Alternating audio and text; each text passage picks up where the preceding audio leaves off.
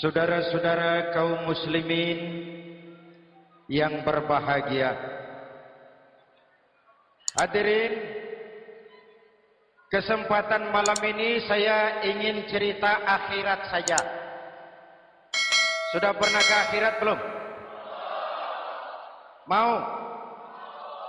Kalau mau saya daftar, besok berangkat. Salah satu rukun iman yang 6, percaya kepada adanya akhirat. Satu saat alam ini akan hancur sehancur-hancurnya. Bumi, gempa, gunung meletus, air laut tumpah ke darat, planet-planet bertabrakan, halilintar menyambar, angin topan bertiup, semua yang bernama hidup mati. Itu kiamat. Lalu kita akan dibangkitkan di padang mahsyar, dibangkitkan dari kubur kita masing-masing. Dan subhanallah, pada saat bangkit dari kubur itu, keadaan muka kita ini menurut satu riwayat berubah menurut amalan kita masing-masing. Jangan heran nanti ada yang dibangkitkan dari kuburnya itu mukanya berubah jadi muka tikus. Hebat sekali. Badannya badan manusia, tangannya tangan manusia, mukanya muka tikus. Sebab apa? Sebab waktu di dunia amalannya amalan tikus. Apa amalan tikus itu? Suka menggeragoti barang yang disimpan rapi-rapi.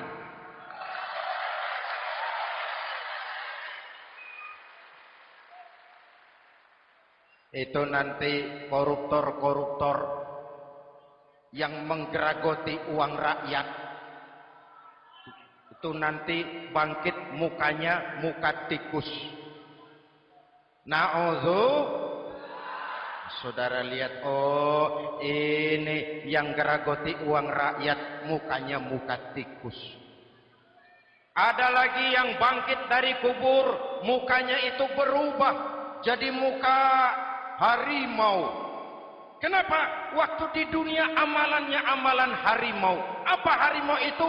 Mau menang sendiri, keras kepala, kupeh. Di mana ada hutan, rajanya pasti harimau. Padahal hutan belum pernah bikin pemilihan umum. Betul? Tapi harimau tidak peduli ada pemilihan umum atau tidak, saya raja hutan. Setelah naik jadi raja di hutan, harimau bukan melindungi rakyatnya, malah makanin rakyatnya.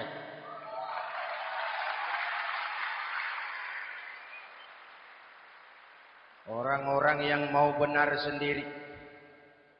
Ada lagi yang bangkit dari kubur gagah, mukanya muka ketek.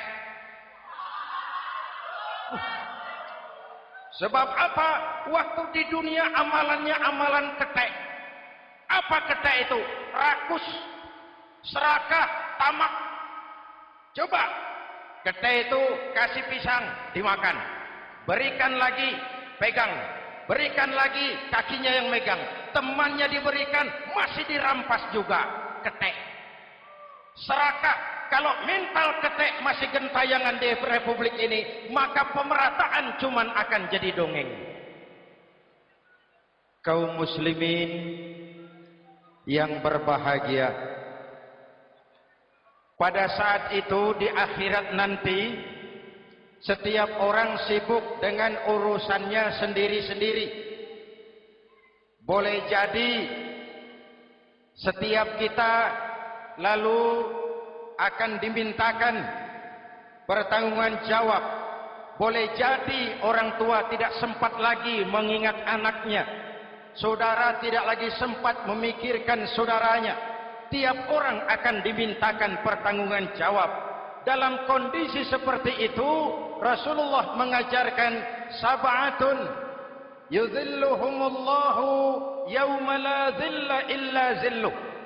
Ada 7 golongan manusia yang di akhirat nanti akan langsung mendapat perlindungan dari Allah Subhanahu wa taala. Orang lain sibuk, dia tenang. Orang lain resah dan gelisah, dia ayem. Kenapa? Mendapat perlindungan dari Allah. Sebab ketika di dunia ia memberikan perlindungan kepada orang banyak. Siapa mereka? Mudah-mudahan kita termasuk salah satu di dalamnya. Mencari perlindungan Allah lebih-lebih dalam situasi sekarang ini. Pertama, imamun adil.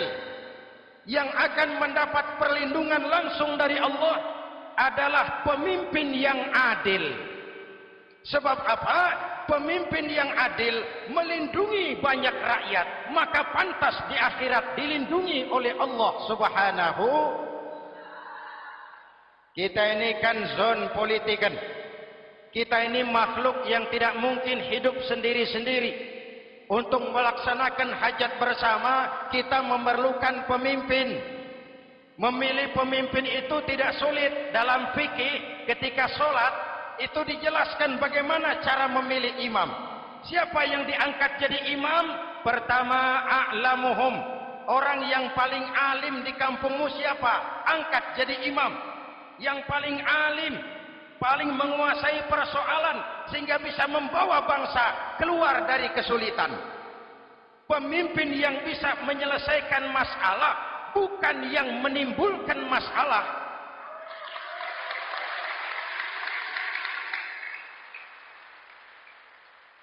Apalagi kalau pemimpinnya jadi masalah, bagian dari masalah. Ini namanya pengurus jadi urusan. A'lamuhum. Pak, di kampung saya ada 2 orang, alimnya sama. Yang mana yang jadi imam? Afsahuhum, yang lebih fasih lidahnya, yang paling pandai menyuarakan aspirasi rakyatnya, punya sense of crisis.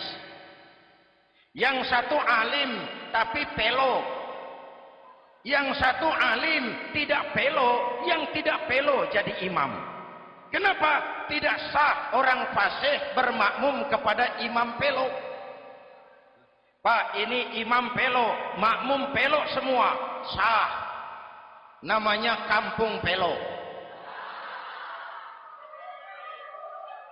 Aduh Pak, ini 2 orang alimnya sama, fasihnya sama, yang mana yang jadi imam? Aktsaruhum sinnan, yang lebih tua umurnya, senioritas baru dihitung. Lahirnya bareng Pak. Yang mana yang jadi imam? Awaluhum hijratan, yang lebih dulu tinggal di situ, yang punya semangat nasionalisme yang tinggi, yang cinta kepada bangsa dan rakyatnya. Sudah ada imam, sudah, ayo azan. Apa azan itu? Proklamasi. Salat mau dimulai. Sudah azan? Sudah. Qobliyah 2 rakaat, qobliyah. Apa qobliyah itu? Dulu ada namanya Panitia Persiapan Kemerdekaan Indonesia, qobliyah. Sudah qobliyah? Sudah. Luruskan shaf, atur barisan yang lurus, rapatkan barisan. Apa ini? Bentuk pemerintahan yang kompak, bersih, berwibawa.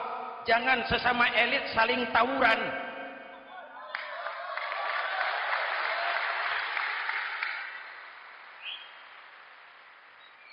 Luruskan shaf. Lalu shaf yang terdepan hendaknya diisi orang yang sedikit alim. Tidak perlu alim betul, sedikit alim. Maksudnya apa? Kalau imam keliru dia bisa tegur. Kalau imam salah dia bisa tegur. Kalau imam batal dia bisa gantikan. Ini wakil-wakil makmum. DPR, DPRD. Wakil-wakil makmum.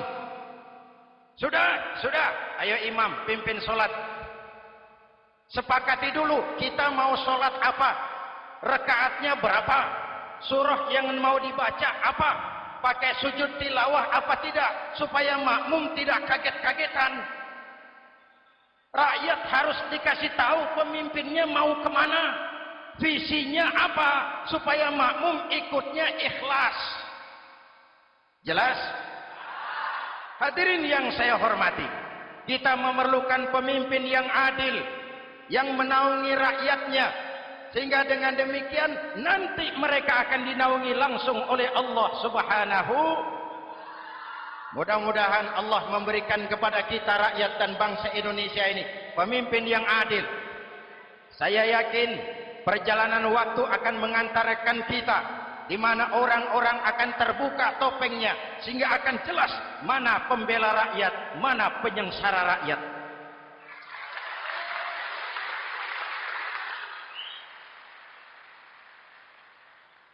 Lalu sebenarnya tiap kita ini kan pemimpin.